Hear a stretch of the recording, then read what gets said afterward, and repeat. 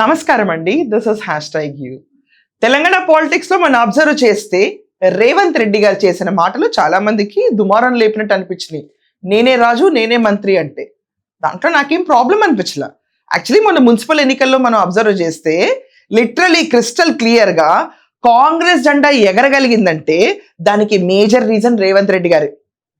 ఆఖరికి 2 ఎలక్షన్లు జరిగినాయి మనకి, బై ఎలక్షన్స్. అక్కడ చోట మనం గెలవటానికి కంటోన్మెంట్ అవరిండి, జూబ్లీహిల్స్ అవరిండి, ప్రతి చోట బీఆర్ఎస్ రిఫరెండంగా తీసుకోండి అని చెప్పి రెచ్చిపోయినప్పుడు కూడా బరిలోకి దిగి గెలిపించిన వ్యక్తి ఏకైక వ్యక్తి రేవంత్ రెడ్డి. ఒకే ఒక్కడు.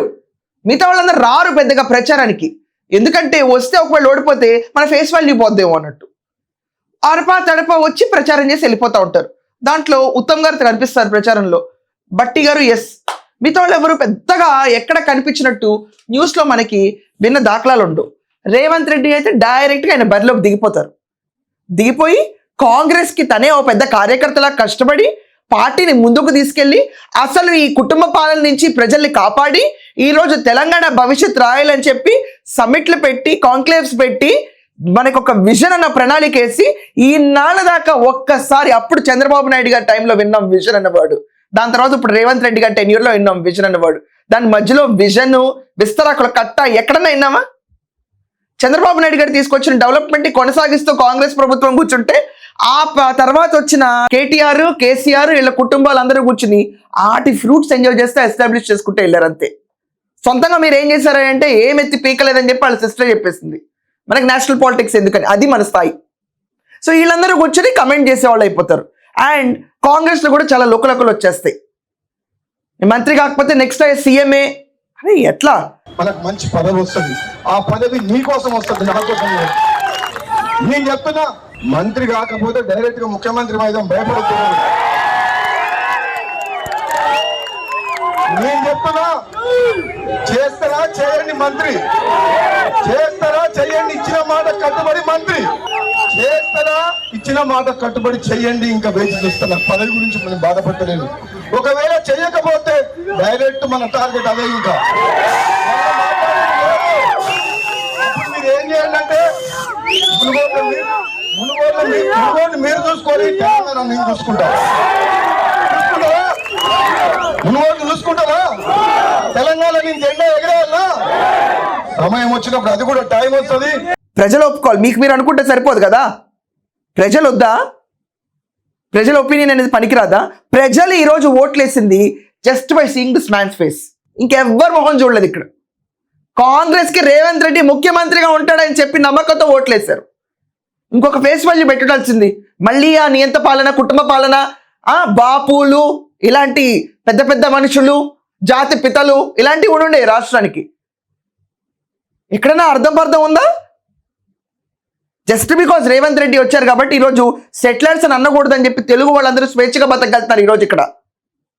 Is the man.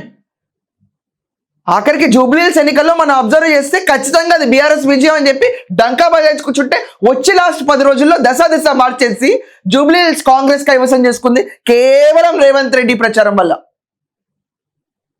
మున్సిపల్ ఎన్నికల్లో బేషరత్గా కూర్చుని ఈరోజు ముఖ్యమంత్రి కూర్చొని ప్రచారం చేస్తుంటే ఈ రాష్ట్రం బాగుపడికి ఏమవుతుంది?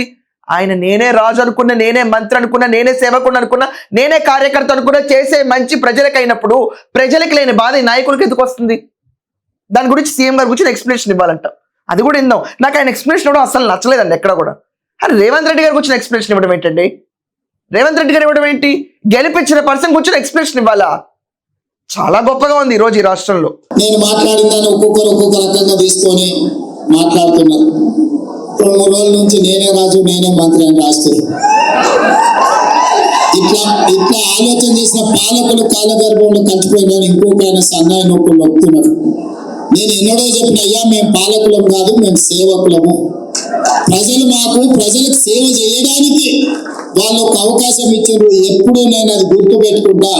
పాలకుడిగా ఎప్పుడూ నేను ప్రవర్తించలేదు. నేను సేవకుడిగా నా బాధ్యతలను నిర్వహిస్తున్నా, బాధ్యతాయుతంగా నిర్వహించాలి.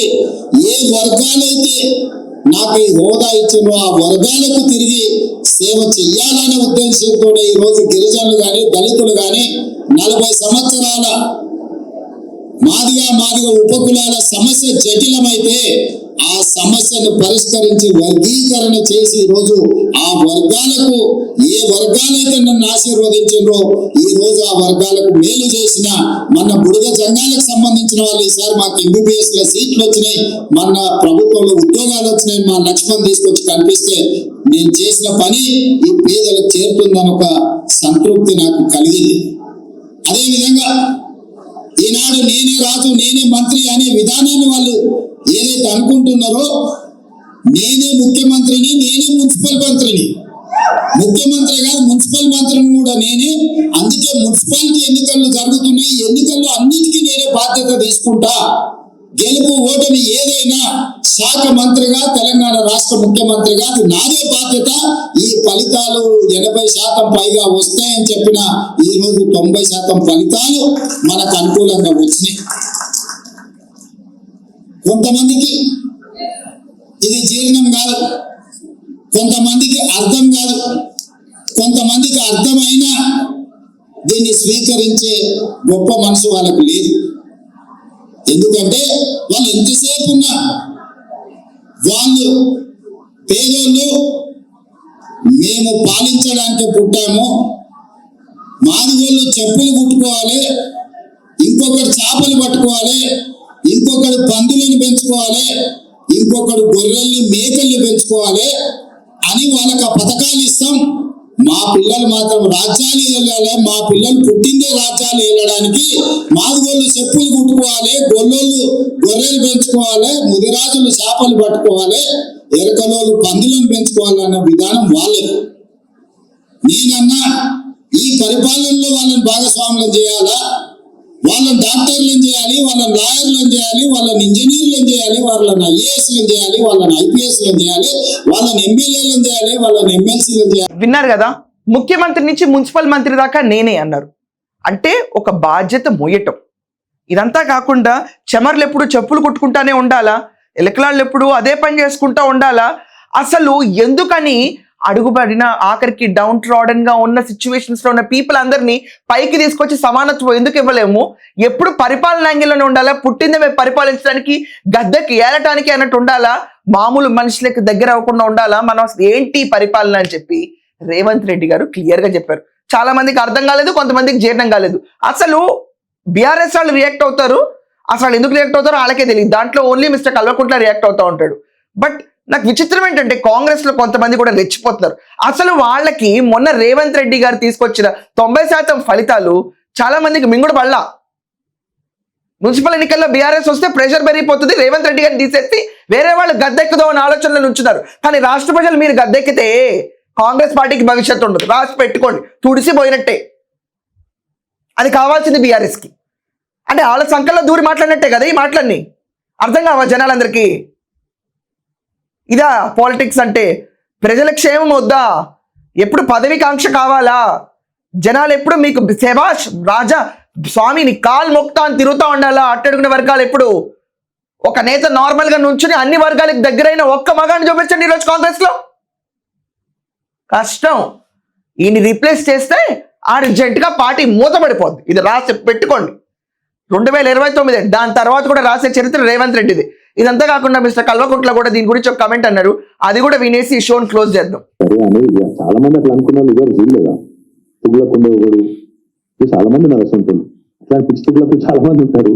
అట్లాంటి వాళ్ళు వస్తారు పోతారు, ఎవరు పర్మనెంట్ కాదు. నేనే రాజు నేనే మంత్రి అనుకున్నాం చాలా మంది అట్లా గాలి కొట్టుకొని పోయింది. ఈ దేశము చాలా గొప్ప దేశం. ప్రజల చైతన్యాన్ని కూడా తక్కువ అంచనా ఇస్తే చాలా తెలివి తక్కువ లేదు. దేశంలో ఇందిరాగాంధీ గారు ఓడిపోయినారు. ఇలాంటి పిచ్చి తుగ్లకు చాలా మంది వస్తూ ఉంటారు పోతుంటారంటే పోయిన నేతలు అందరినీ పిచ్చి తుగ్లకులు అంటున్నారు మీరు. ఎవరి గురించి అంటున్నారు? క్లారిటీ అనాలి కదా రామారావు గారు. పిచ్చి తుగ్లకులు ఎవరు?